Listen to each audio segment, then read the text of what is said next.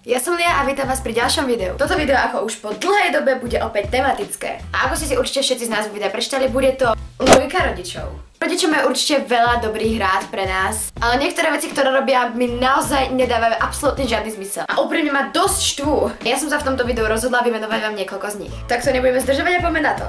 Prvá vec. Neviem, či sa to stáva aj vám, ale mne sa to stáva denne. Keď som proste niekde a zrazu mi niečo spadne, tak moja mamina vždycky chytí taký infarkt a príde za mnou a pýta sa ma, či žijem a či je všetko v poriadku. Ako keby niečo explodovalo.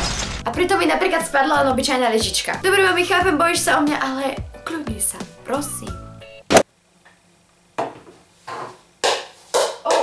Preboha, čo sa stalo? Nič, len mi spadol pohár. Však to bol také, Boh, vieš, ako som sa zlakla. Som celá a ten pohár tiež. Dobre, ale fú, takéto šaky mi už nerob. Mami, kľud! Druhá vec sa stala asi každému z vás. Jednoducho, keď niečo chcete vy, ste na to ešte moc mladí, nemôžete to urobiť, ale keď niečo chcú vaši rodičia, samozrejme môžete to urobiť, si na čo predsa dosť starý, však? Prečo? Mami? Áno? Mohla by som ísť ešte teraz vonku? Nie, nemôžeš. Však si iba 4 hodiny. Však je vonku skoro tma, kam by si chodila, no žiadne také. Prosím. Hele, nehádaj sa so mnou, máš iba 14, si ešte decko, ani len občiansky nemáš, nikam nejdeš. Fajn. Lia? No?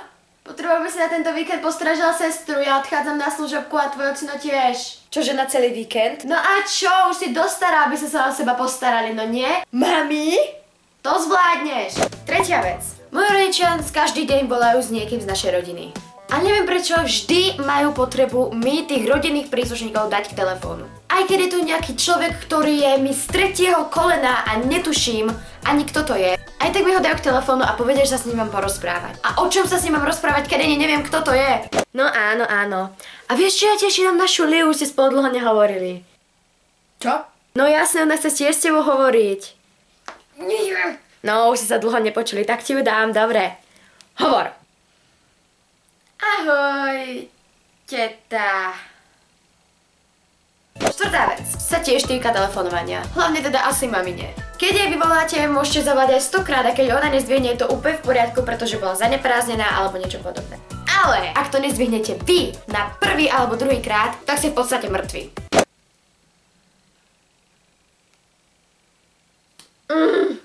Tak fajn, nezdvihni.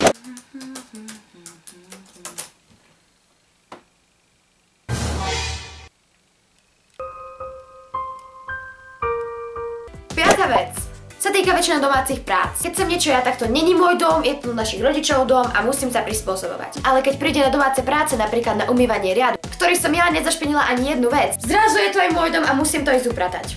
What? Lia! Čo? Poď umyť riad. A prečo by som ho mala umývať? Lebo treba umyť riad. Však ale ja som nezašpinila ani jeden z tých riadov. A mne to je jedno, proste to treba umyť, tak to spravíš, že to aj tvoj dom, aj ty tu bývaš, tak to urob. Seriál. No Lia, toto nebudeme pozerať, ja chcem pozerať svoj seriál. Čo? Ale ja chcem pozerať toto. Ale mne je to jedno, toto si môžeš pozrieť inokedy. Dávaj to raz za týždeň.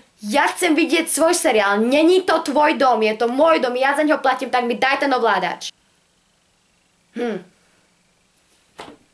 Šiesta vec. Keď napríklad ja ležím v pohodlne v posteli a rodičia po mne niečo chcú, aj keď je to úplná blbosť, automaticky musím prísť za nimi a budú kričať dovtedy, kým tam neprídem. A keď už sa ja vytrvem z postele, prídem tam, tak mi povedia takú blbosť, ako napríklad zober si toto pero, lebo si ho tu zabudla. Ale keď niečo potrebujem ja, môžem na rodičov kričať aj 100-krát, neprídu ani za ním. A ak im už poviem, aby prišli, tak to nedopadne dobre.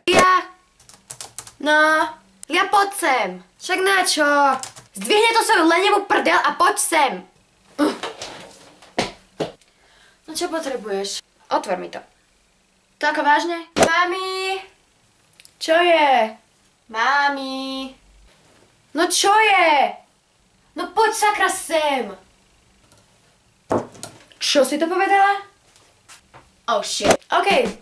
Toto bolo niekoľko vecí, ktoré mi rodičia robia denne a dosť ma tým vytačajú. Ak sa vám stávajú nejaké iné veci, napíšte mi ich do komentárov, rada si ich prečítam. Ak sa vám toto video páčilo, prosím, podporte ho lajkom, ak nie, tak dislajkom. Všetky moje sociálne siete ako Skype, Facebook, Instagram, Twitter máte v popise videa, takže ma tam chodte follownúť. A ak chcete vidieť môj ksich častejšie, tak sa prihláste na odber. To by už bolo z tohto videa všetko a čas! to you.